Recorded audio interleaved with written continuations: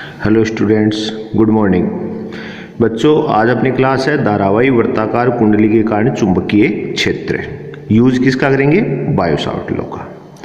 मतलब अब की बार अपन मैग्नेटिक फील्ड कैलकुलेट करने वाले हैं due to current carrying circular coil. ठीक है, और ये जो अपन डेरिवेशन कर रहे हैं सब किसका यूज करते हुए करेंगे? बायो-सावर्ट के लिए। तो अपन सबसे पहले तो एक धारावाही कुंडली की कल्पना करते हैं। ठीक है, तो अपन धारावाही कुंडली लेते हैं जिसके कारण अपने को क्या याद करना है? चुंबकीय क्षेत्र। ठीक, जैसे मान लो कि अपन ने ये एक धारावाही कुंडली ली, ये आपकी एक धारावाही कुंडली हो गई। ठीक है, इसमें करंट फ्लो हो रही है, ये आई करंट फ्लो हुई, ऐसे करके ऐसे इसकी बाहर आ गई। ठीक, इसकी रेडियस क्या मान लिया अपन को? यहाँ से सेंटर से ये कोई अपन इसकी रेडियस आर मान ली। अब आर रेडियस हो गई तो यहाँ पर जो अपन एक इसका एक छोटा सा अल्पांश लेने, मान लो कि ये डीएल अल्पांश ले लिया, एक डीएल अल्पांश, इस पॉइंट को ए मान लिया, इस पॉइंट को बी मान लिया, तो ये डिस्टेंस यहाँ वाली क्या मान ली अपन ने? डीएल, पहली बात। और यहाँ पर चुंबकीय क्षेत्र की डायरेक्शन आपको रूल बताया मैं, निकालोगे तो इस दिशा में जाएगी, ये कोई डीबी चुंबकीय क्षेत्र आ गया। ठीक है, और ये यहाँ पर एंगल जो बनेगा वो बन जाएगा theta is equal to 90 degree. तो इसके अंदर क्या हुआ? स्मॉल आर त्रिज्या की रेडियस आर, स्मॉल आर माने कि वर्ताकार कुंडली स्मॉल आर त्रिज्या की वर्ताकार कुंडली दर्शाई गई है, जिसके अंदर करंट क्या प्रवाहित हो रही है? आई दर्शाई गई है, जिसमें धारा आई प्रवाहित हो रही है। ठीक है, तो डेरिवेशन जो डायग्राम है उसको तो अपने को मेंशन करना ही होगा, आपने किसको क्या मानना है वो तो आपको बताना पड़ेगा। तो अपने स्मॉल आर इसकी त्रिज्या मानी है और आई इसमें करंट फ्लो हो रही है। ठीक है, अब बात करेंगे भाई इसके केंद्र पे चुंबकीय क्षेत्र याद करना है, तो अपन कहना है इस कुंडली के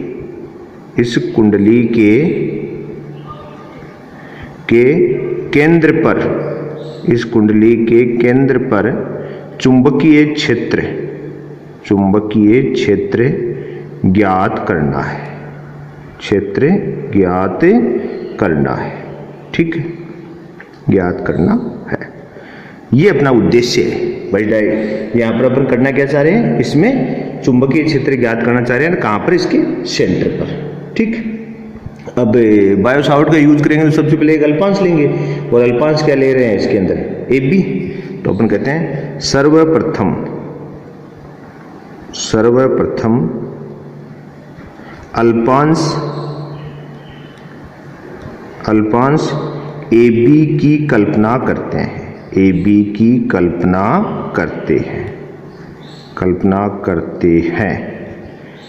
जिसकी लंबाई डीएल है,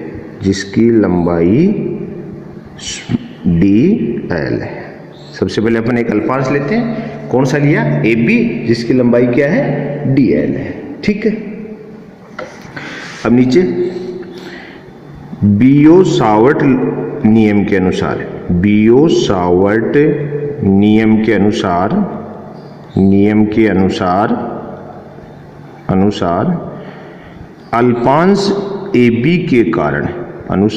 अल्पांश ए बी के कारण कुंडली के केंद्र पर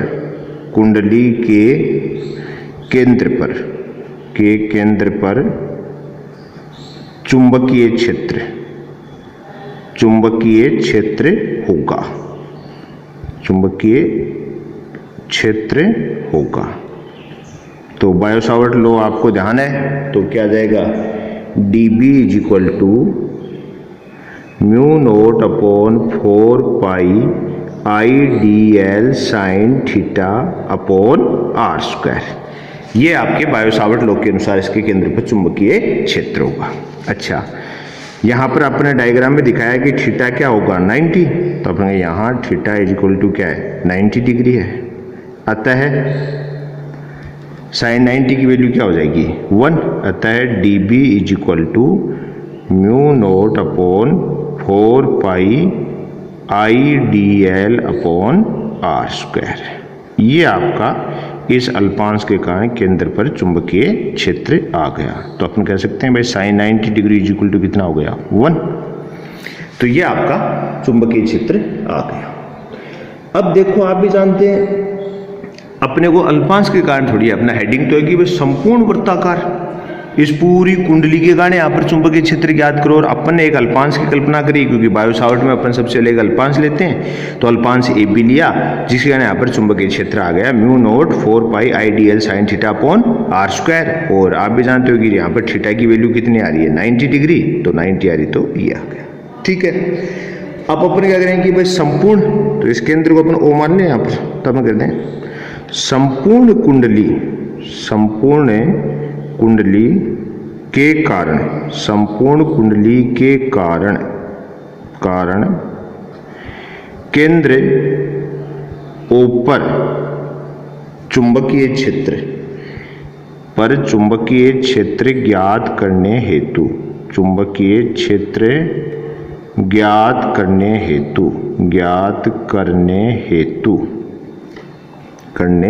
हेतु क्या करेंगे अपन, समीकरण करेंगे, करने हेतु उपरोक्त समीकरण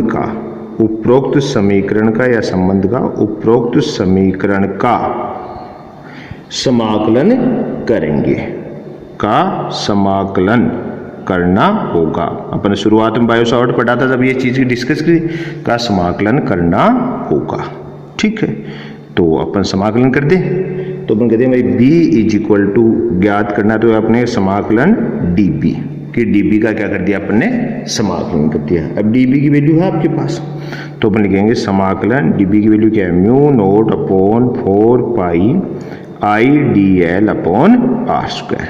समाकलन में आप भी जानते हो कि जिस जो क्वांटिटी या जो राशि वेरिएबल होती है, जिसकी वैल्यू चेंज होती है, उसका समाकलन होता है, बाकी कांस्टेंट का नहीं होता। तो b is equal to constant, उनको तो बाहर ले लिया, तो mu naught upon 4 pi constant, i भी कांस्टेंट और r स्क्वायर भी कांस्टेंट। तो समाकलन में कौन बच गया dl। अब यहाँ पर क्या होगा, dl का समाकलन आएगा 2 पाई r, dl का समाकलन क्या आएगा 2 पाई r। तो अपन mu naught upon 4 pi I upon r square into 2 pi r। क्यों आया कि समाकलन of dl is equal to 2 pi r। कारण, क्योंकि आप भी जानते हो कि यहाँ पर जो अपन कर रहे हैं dl क्या है, इस कुंडली की परिधि का एक स्मॉल पोर्शन है, एक अल्पांश है। तो ऐसे जितने भी अगर छोटे छोटे पोर्शनों को अगर अपन ऐड करते हैं, सम कर लें, तो वो किसके इक्वल होंगे, इसकी परिधि के इक्वल होंगे। इस कारण यहाँ पर समाकलन of dl is equal to क्या जाएगा 2 पाई r। तो ये अपना इसके कारण चुंबकीय क्षेत्र आ गया। ठीक है, तो अपने पास b इज इक्वल टू क्या हो गया, b इज इक्वल टू आ गया। अब देखो जो कैंसिल होता है, एक r से एक r कैंसिल हो जाए 2 से, तो अपने म्यू नोट I अपॉन नीचे क्या जाएगा 2r। ये आपका चुंबकीय क्षेत्र है। अब कोई जरूरी तो नहीं है ना कि कुंडली में फेरा एक ही हो, फेरे n भी तो हो सकते हैं। और यहाँ पर तो अपन ने सिर्फ एक सिंगल फेरे की बात करी है, तो अपन कहते हैं कि यदि कुंडली में फेरों की संख्या n हो, यदि कुंडली में फेरों की संख्या n हो, नंबर ऑफ राउंड n है, फेरों की संख्या स्मॉल या कैपिटल n माने संख्या कैपिटल n है, तो चुंबकीय क्षेत्र होगा, तो चुंबकीय क्षेत्र होगा। तो आप भी जानते हो एक के कारण आया है, उसको किससे मल्टीप्लाई कर दें n से, तो अपन कह देंगे, तो उस कंडीशन में b इज इक्वल टू हो जाएगा mu note n I upon 2r। तो उस स्थिति में कुंडली के केंद्र पर चुंबकीय क्षेत्र होगा B = μ0 Ni/2r। ठीक है। अब ये तो हुआ कुंडली के केंद्र पर चुंबकीय क्षेत्र। अब देखो अपन छोटी छोटी कोई कंडीशन ले लेते हैं। ठीक है, तो अपन कंडीशन लें तो हमारे यहाँ इस साइड में कर लेते हैं इसको। तो अपन कह दिया कि हमारे पास प्राप्त क्या हुआ, तो अपन कह सकते हैं कैपिटल N फेरों की वर्ताकार धारावाही कुंडली के केंद्र पर चुंबकीय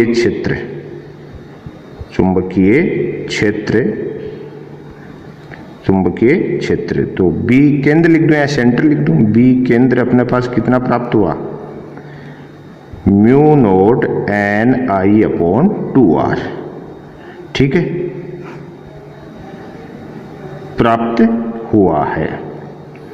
अब देखो इससे क्या क्या रिसर्च अपने को सामने क्लियर होते हैं। फर्स्ट क्या हुआ,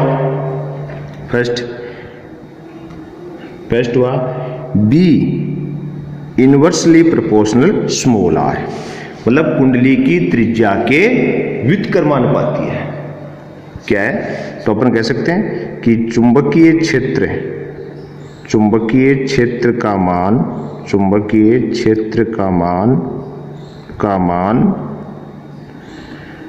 कुंडली की त्रिज्या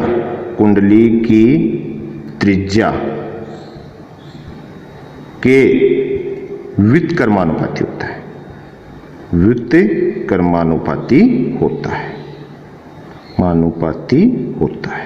ठीक है, ये चीज क्लियर हो भाई। तो अगर अपन ग्राफ खींचना चाहें तो बी और आर में ग्राफ कैसे आएगा, तो हमारा ग्राफ आएगा जैसे मान लो अपन कहते हैं कि इधर तो ले लिया बी और इधर ले ली आर, ये आर हो गया, इधर बी हो गया, मतलब एक साइड में चुंबकीय क्षेत्र है और एक साइड में रेडियस, तो हमारा ग्राफ ऐसे स्लोप आएगा।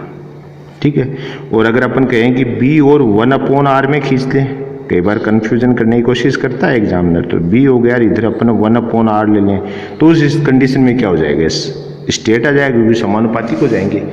बी और 1/r क्या हो जाएंगे, समानुपाती हो जाएंगे। ठीक है, अब यहाँ से मैं आपको 2-3 चीजें, कई बार क्या होता है पूरी कुंडली की बजाय आपसे कहे कि कुंडली का आधे भाग के कारण है, 1/4 भाग के कारण, ऐसी कंडीशनें भी आती हैं। तो एक विशेष केस पढ़ लेते हैं अपन, उससे अपन कोई भी कंडीशन देते हो अपन उससे सोल्व करते हैं। स्पेशल केस देख लेते हैं। क्या है स्पेशल, कि यदि धारावाही वर्ताकार कुंडली का चापखंड, यदि धारावाही वर्ताकार कुंडली का चापखंड जिसकी लंबाई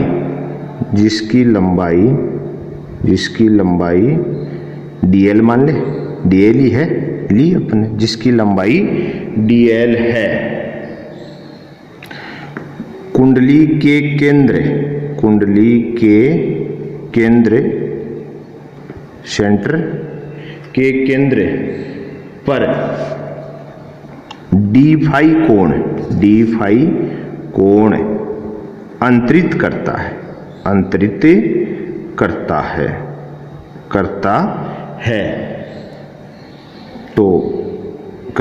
है। तो उस कंडीशन में देखो क्या होगा। देखो जैसे आपको कह दिया कि ये कोई वर्ताकार धारावाही कुंडली है, ये लो, ये आपकी वर्ताकार धारावाही कुंडली हो गई।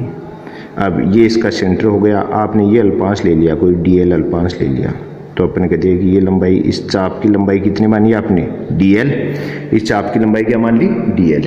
अब इसके कारण आप भी जानते हो कि ये कोई यहाँ पर एक एंगल क्रिएट होगा, तो इस एंगल को क्या मान लिया अपन ने, यहाँ वाले कोण को क्या माना आपने, d फाई, ये क्या मान लिया, d फाई। ठीक है, और त्रिज्या कितनी है, r, तो अपन कह सकते हैं r तो क्या हो गई, त्रिज्या, और dl कौन हो गया, चाप, और d फाई कौन हो गया, अंतरित कोण है। तो कोण की डेफिनेशन आप जानते हो, कोण क्या होता है, चाप अपॉन त्रिज्या। तो अपन यहां से लें, अपन कहें भाई कोण इज इक्वल टू क्या होता है, कोण इज इक्वल टू क्या होता है, चाप अपॉन त्रिज्या। तो यहां पर कोण क्या लिया आपने, डी फाई। तो आप कहोगे D phi is equal to चाप कोण है डीएल, ए बी की वजह से डीएल कर दूं मैं, तो डीएल अपॉन आर, या लिख दूं मैं DL is equal to R D phi, कि डीएल को आप क्या लिख सकते हो, आर डी फाई। अगर ऐसा लिख सकते हैं तो आप भी जानते हो क्या हो जाएगा हमारा, बी इज इक्वल टू क्या था, mu naught I upon 4 pi R square, और समाकलन में आ गया आर इंटू डी फाई। समाकलन किसका किया था अपन ने, डीएल का किया था, और डीएल की वैल्यू क्या आई थी हमारे पास, डीएल की वैल्यू आई थी 2 पाई आर। तो यहाँ पर लिख दिया अपन डीएल की जगह क्या लिख दें, आर डी फाई। क्यों, क्योंकि हमारे पास फॉर्मूला ये तो था ना, देखो बी इज इक्वल टू आया था mu naught I upon 4 pi R square, और समाकलन में क्या था डीएल, और अपने डीएल की वैल्यू क्या रखी थी 2 पाई आर। तो ये आ गया। अब यहाँ से आप भी जानते हो कि डी फाई का समाकलन क्या हो सकता है, फाई। तो अपन इसको ऐसे लिखते हैं, B is equal to mu naught I upon 4 pi R square into R समाकलन डी फाई। तो एक आर से तो आर कैंसिल, और यह हो जाएगा B is equal to mu naught I upon 4 pi R into D phi. यह आपका कोण के रूप में आ गया चुंबकीय क्षेत्र, ठीक है। तो आप लिख सकते हो समाकलन डी फाई की वैल्यू क्या हो सकती है, मैक्सिमम फाई। अब देखो ये एक मोस्ट फॉर्मूला है, ये आपका क्या है, मोस्ट फॉर्मूला। अब इसका उपयोग कैसे कर सकते हैं, कैसे कि अपन कहते हैं कि जैसे फर्स्ट कहते हैं संपूर्ण कुंडली, संपूर्ण कुंडली, कुंडली के कारण, संपूर्ण कुंडली के कारण उसके केंद्र, उसके केंद्र जो अभी अपन ने पढ़ा है, केंद्र पर चुंबकीय क्षेत्र, चुंबकीय क्षेत्र। अब पूरी कुंडली में आप भी जानते हो कि चुंबकीय क्षेत्र पूरी कुंडली के लिए फाई इज इक्वल टू क्या हो जाएगा 2 पाई। पूरी वर्ताकार कुंडली है ये मान लो, तो इसका अगर यहां से अगर अपन कोण चले तो ये टोटल कोण कितना क्रिएट होगा, ये टोटल कोण कितना होगा 2 पाई तो होगा। तो उस कंडीशन देखो बी केंद्र क्या आ जाएगा, देखो mu naught I upon 2 pi R, और फाई की वैल्यू क्या हो जाएगी 2, ये डी फाई नहीं आएगा, सॉरी ये फाई आएगा यहाँ पर, फाई, ठीक है। तो यहाँ पर क्या आ गया 2 पाई, तो 2 पाई से 2 पाई, तो बी केंद्र क्या आ गया आपके पास म्यू नोट आई अपॉन 2, भाई यहाँ पर 4 पाई आ रहा है ना, सॉरी ये 4 पाई आ रहा है, तो ये हो जाएगा 2। तो अपना आंसर आ गया 2r। ये तो कैलकुलेट किया था, जो दोबारा समझ लो। अपने क्या किया, अपने पास से जो फॉर्मूला आया था उसको अपने एक केस किसके रूप में चेंज कर लिया। हमारे पास फॉर्मूला आया था B is equal to mu naught I upon 4 pi R square समाकलन डीएल। डीएल का समाकलन अपन ने लिखा था 2 पाई आर। अब अपन इसकी बजाय इसको किस में चेंज कर रहे हैं, हम करें इसको अगर कोण के पदों में करें, तो अपने कोण के पदों में अपन डीएल को क्या लिख सकते हैं आर डी फाई। क्यों, क्योंकि कोण होता है चाप अपॉन त्रिज्या, और चाप क्या आपका डीएल, त्रिज्या क्या स्मॉल आर, तो dl is equal to R D phi आ गया ना, अपने ऐसा रख दिया।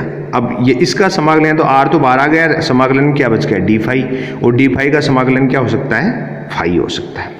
अब देखो जो डेरिवेशन अभी किया था इसको इससे करना चाहें, आपने कहा भाई संपूर्ण कुंडली का केंद्र पर चुंबकीय क्षेत्र, तो संपूर्ण कुंडली के कारण एंगल टोटल केंद्र पे कितने का बनता है 2 पाई, एक चक्कर में कितना कोण बनता है 2 पाई, तो अपन फाई की वैल्यू क्या रख सकते हैं 2 पाई।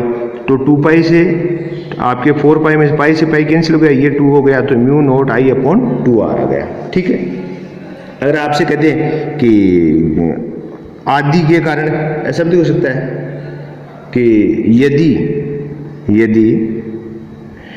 धारावाही खंड, यदि धारावाही खंड आधा, आप ये तो हो सकता है ना पूरी की बजाय धारावाही खंड वर्त का आधा भाग है, ठीक है। भाग है, तो उस कंडीशन में क्या होगा, तो अपन कहते हैं समाकलन of d phi is equal to क्या होगा 1/2 into 2 pi is equal to पाई।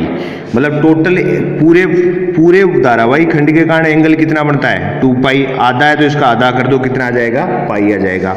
तो बी की वैल्यू क्या आ जाएगी, देखो mu naught I upon 4 pi R into phi की जगह क्या वैल्यू आ जाएगी आपकी पाई, तो पाई से क्या हो जाएगा पाई कैंसिल, तो बी इज इक्वल टू आ जाएगा mu naught I upon 4 R, क्या आ जाएगा 4 आर। ठीक है, तो ये आपका आ गया कब हाफ है, तो आधी कुंडली के कारण चुंबकीय क्षेत्र हो सकता है कि आधी की बजाय आपको वो क्या कहते हैं 1/4 हो, ऐसा तो कर सकता है कि यदि चौथाई कर सकता है 1/6 बाकी कर सकता है, कोई भी कहे, अपने को कोई फर्क नहीं पड़ता, अब सारे काम हो जाएंगे। यदि धारावाही खंड यदि धारावाही खंड वर्त का 1/4 भाग है, 1/4 भाग है, 1/4 का भाग हो गया, अब 1/4 भाग है। अब आप जानते हो कि टोटल कितना होता है 2 पाई, 2 पाई का 1/4 कितना हो गया पाई/2, भागनी वागी वर्त के 4 भाग कर लोगे तो एक भाग कितना कौन बनाता है पाई/2 बनाता है। भाई ये तो कंडीशन बनेगी ना 1/4 की, ये 1/4 हिस्सा बच गया, तो ये एंगल, ये टोटल 1/4, तो ये एंगल कितना बनेगा पाई/2 तो बनेगा, तो उस कंडीशन में एंगल कितना आ जाएगा पाई/2। ठीक है, तो देखो बी इज इक्वल टू क्या आ गया आपका mu naught I upon 4 pi R, और आपके फाई की जगह क्या रख दोगे आप पाई/2, तो बी इज इक्वल टू कितना आ गया, देखो म्यू नोट आई अपॉन 8, भाई पाई से तो पाई कैंसिल, और 8 आर हो जाएगा नीचे, ये 8 आर हो गया इस कंडीशन में आपका। मतलब इस फॉर्मूले से आपको बेनिफिट ये है कि अगर आपसे वो कोई भी न्यूमेरिकल टाइप में या कोई डेरिवेशन में करवाओगे कि वर्ताकार धारावाही कुंडली के केंद्र पर चुंबकीय क्षेत्र ज्ञात करो, कुंडली की परिधि का 1/6 भाग के कारण या अपनी परिधि के आधे भाग के कारण या परिधि के 1/4 भाग के कारण, परिधि के 1/8 भाग के कारण, तो उस कंडीशन में आपको कुछ नहीं करना, ये फॉर्मूला ध्यान रखना है। इस फॉर्मूले के अंदर आपको फाई की वैल्यू चेंज करनी है। संपूर्ण कुंडली के लिए तो पूरा केंद्र पे वर्त के केंद्र पे कितना कोण बनता है, पूरी कुंडली के अगर घुमाकर बनाते हो तो 2 पाई, आधी हो जाए तो कोण कितना बन जाता है पाई, और उसकी बजाय यदि 1/4 हो जाए तो कोण कितना बन जाता है पाई/2, और अब कि आपसे 1/4 की बजाय आपसे कहते हैं 1/8 भाग है, तो आप भी जानते हो कि टोटल के कारण तो पाई है, तो 2 पाई है, तो 1/8 का निकाल सकते हो आप, तो कितना बन जाएगा पाई/6, सॉरी पाई/4। मतलब यहां से आपको अलग से कुछ नहीं करना, ये फॉर्मूला ध्यान रखना है, इसमें सिर्फ एंगल को चेंज करते रहेंगे। आप एंगल को चेंज करते रहेंगे तो आपका काम आसानी से हो जाएगा। बहुत इजी डेरिवेशन है, कोई ज्यादा खास नहीं है, एक बार मोटा मोटा अपन दोबारा देख लें। अपना उद्देश्य था कि वर्ताकार धारावाही कुंडलीकांड चुंबकीय क्षेत्र ज्ञात करना। अपने एक कुंडली ले ली r त्रिज्या की, जिसमें करंट क्या फ्लो हो रही है I हो रही है। इसके केंद्र, इसकी रेडियस क्या मान ली स्मॉल r। हमने कहा इसके केंद्र ऊपर चुंबकीय क्षेत्र ज्ञात करना है, तो अपने इसका एक छोटा सा अल्पांश dl ले लिया। ठीक है, अब इसके कारण आप धारावाही मतलब चुंबकीय क्षेत्र डायरेक्शन आपको बताया था राइट हैंड है, तो देखो ऐसे बह रही है, तो आप गोलाकार या वर्ताकार कंडीशन में अगर धारा बहे तो अंगुलियां किसकी में हो जाती हैं, धारा की दिशा में, अंगूठा क्या होता है चुंबकीय क्षेत्र, तो चुंबकीय क्षेत्र बाहर की ओर आ गया तल के, ये चुंबकीय क्षेत्र बाहर आ गया। तो इसकी dl अल्पांश के कारण चुंबकीय क्षेत्र क्या आएगा बाय सॉलिड लॉ के अनुसार mu naught upon 4 pi IDL sine theta upon r²। Theta की वैल्यू 90 होगी, तो ये अपना आंसर आ गया। अगर आपने वो संपूर्ण कुंडली है तो अल्पांश के कारण इसके केंद्र पे, अगर आप संपूर्ण कुंडली के कारण चाहते हो तो इसका क्या कर दो आप समाकलन कर दो, तो अपने इसका पूरे का समाकलन कर दिया। अब जो इसमें कांस्टेंट है तो वो तो बाहर आ गया, जो अंदर क्या बच गया समाकलन में dl, और आप भी जानते हो कि dl मतलब क्या आपकी इसकी कुंडली की परिधि का अल्पांश, और अल्पांश अगर आप समाकलन करोगे तो संपूर्ण परिधि के तुल्य होगा, तो परिधि क्या होती है 2 पाई r, तो अपने इसकी वैल्यू रख दी म्यू नोट I अपॉन, यहाँ पर 2 पाई r रखे तो आंसर आ गया 2r। अब ये तो सिंगल फेरा था, अब ऐसे वर्ताकार फेरे तो कितने भी हो सकते हैं कुंडली में, तो हमने कहा कि यदि कुंडली में n फेरे हैं तो आपका हर प्रत्येक फेरे के कारण चुंबकीय क्षेत्र क्या आएगा mu naught I upon 2r, तो n के कारण क्या आ जाएगा n से मल्टीप्लाई कर दीजिए। ठीक है, तो ये अपना आ गया। यहां से अपने को क्लियर हो गया कि चुंबकीय क्षेत्र और त्रिज्या एक दूसरे के क्या है व्युत्क्रमानुपाती है। ये इस फॉर्मूले से आपको क्लियर दिख रहा है। फिर हमने कहा कि इसकी बजाय कई बार ऐसा कर देता है कि संपूर्ण कुंडली बजाय कहते हैं कि आधी कुंडली के कारण बताओ, कुंडली के 1/4 भाग के कारण बताओ, 1/6 भाग के कारण बताओ, 1/8 भाग के कारण बताओ, ऐसा कुछ भी कह सकता है। तो अपन उस चीज के लिए अपने क्या कहा कि अपने एक इसको थोड़ा सा कन्वर्ट करते हैं। हमने कहा कि भाई धारावाही वर्ताकार कुंडली का कोई चापखंड है, वो है, उसकी लंबाई क्या है, DL है, जो कुंडली के केंद्र पे कितना कोण बना रहा है, D फाई। तो अपन ने जानते हैं कि कोण क्या होता है, चाप कोण त्रिज्या, चाप की लंबाई क्या है, DL, त्रिज्या क्या मानी हुई R, कोण कितना माना आपने, D फाई। तो यहाँ से DL equal to R D phi एक संबंध प्राप्त हुआ। तो आपका जो बायो सावर्ट वाले में सोल्व किया था उसके अंदर अपन ने क्या कर दिया, DL की जगह क्या रख दिया, R D फाई, क्योंकि हमारा ये फॉर्मूला था B equal mu naught I upon 4 pi R square समाकलन DL, और DL का समाकलन क्या प्राप्त किया था, 2 पाई R। यहाँ पर DL की जगह क्या रखते हैं, R D फाई। तो R तो आ जाएगा बाहर और समाकलन किसका होगा, D फाई का। एक R से R कैंसिल, और D फाई का समाकलन मैक्सिमम क्या हो सकता है, फाई। तो अपने यहाँ पर रख दिया फाई। तो ये एक हमारा आइडियल फॉर्मूला क्रिएट हो गया। अब आपको कंडीशन कुछ भी मिल जाए, संपूर्ण कुंडली के लिए कह दे तो आप भी जानते हो केंद्र पर अंतरित कोण कितना हो जाएगा, 2 पाई। आधी कुंडली कह देगा तो केंद्र पर अंतरित कोण कितना हो जाएगा, पाई। अगर आपसे चौथाई भाग की कह दे कि वर्ताकार कुंडली का 1/4 भाग के कारण बताओ, तो उस स्थिति में कोण क्या हो जाएगा, चौथा भाग। तो 2 पाई का चौथा भाग क्या होता है, π/2। आपसे कहते हैं कि वर्ताकार कुंडली के 1/6 वर्तखंड के कारण बताओ, तो आपका टोटल कोण कितना है, 2 पाई। तो इसका 1/6 भाग क्या कर देना, तो उस स्थिति में कोण कितना बन जाएगा, π/3। तो इस प्रकार से आप उन प्रत्येक स्थिति में ये चुंबकीय क्षेत्र ज्ञात कर सकते हैं। ठीक है, तो आज की क्लास के लिए इतना ही। थैंक्स।